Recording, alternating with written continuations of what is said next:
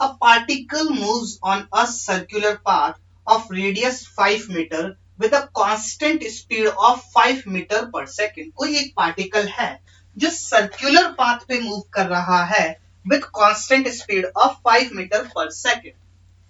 मुझसे पूछा क्या है, find the magnitude of its average acceleration when it completes half revolution. Half revolution का मतलब क्या हुआ कि पार्टिकल यहां से चल के यहां पे आया, और जब यहां से चल के यहां पे आया तो इसके एवरेज एक्सेलरेशन का मैग्नीट्यूड क्या होगा, मुझसे ये पूछा है। अच्छा, एक इंपॉर्टेंट बात जो आपको ये दे रखी है वो ये है कि थ्रू आउट इट्स मोशन इसकी स्पीड जो है वो कांस्टेंट है और वो है 5 मीटर पर सेकेंड। जब हम वेलोसिटी की बात कर रहे थे और उसके डायरेक्शन की जब हमने बात की थी कि जब कोई पार्टिकल किसी कर्व पे मूव करता है वेलोसिटी का डायरेक्शन उसके टेंजेंशियल डायरेक्शन में होता है, तो यहां पे जब इस डायरेक्शन में मूव कर रहा है तो वेलोसिटी है इस डायरेक्शन में 5 मीटर पर सेकेंड, और जब इस पॉइंट पे बात करूंगा तो वेलोसिटी है अगेन 5 मीटर पर सेकेंड। बात समझे? अच्छा, अब ये एग्जैक्टली डायमेट्रिकली अपोजिट है तो ये एक डायरेक्शन हो गया पॉजिटिव, तो इसके अपोजिट डायरेक्शन क्या हो जाएगा, नेगेटिव। तो अगेन अगर आप गौर करोगे तो ये वाला सवाल और पिछले वाला सवाल क्या सेम ही है। -5 metre per second, initial velocity 5 metre per second.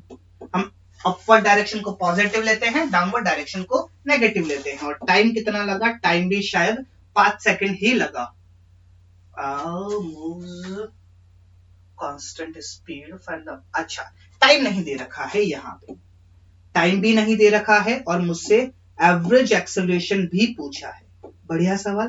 Time नहीं दे रखा तो क्या हम टाइम नहीं निकाल सकते?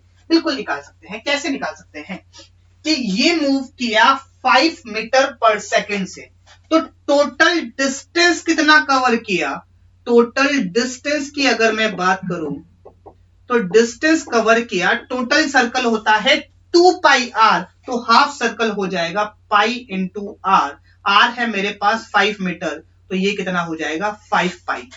और किस स्पीड से कवर किया, स्पीड मुझे दे रखी है 5 मीटर पर सेकेंड, तो क्या मैं टाइम नहीं निकाल सकता? टाइम होता है डिस्टेंस डिवाइडेड बाय स्पीड।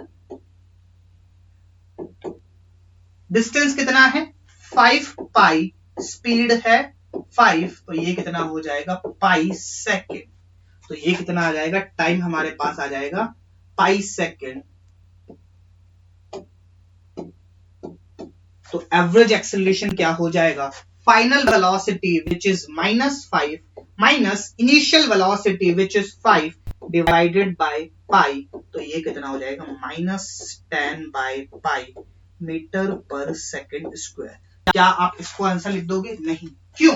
क्योंकि यहाँ पे पूछा है मैग्नीट्यूड, तो मैग्नीट्यूड हमेशा पॉजिटिव क्वांटिटी होती है, तो मैग्नीट्यूड हो जाएगा 10 by pi metre per second square. ये छोटी छोटी बातें हैं जो आपको ध्यान रखनी है कि यहाँ पे मैग्नीट्यूड पूछा है, तो अगर आपके पास ऑप्शन में -10 बाय पाई होगा तो आप उसको गलत करके आओगे। क्यों? क्योंकि ये मैग्नीट्यूड नहीं है, मैग्नीट्यूड हमेशा पॉजिटिव होता है, तो मैग्नीट्यूड आएगा 10 by pi metre per second square.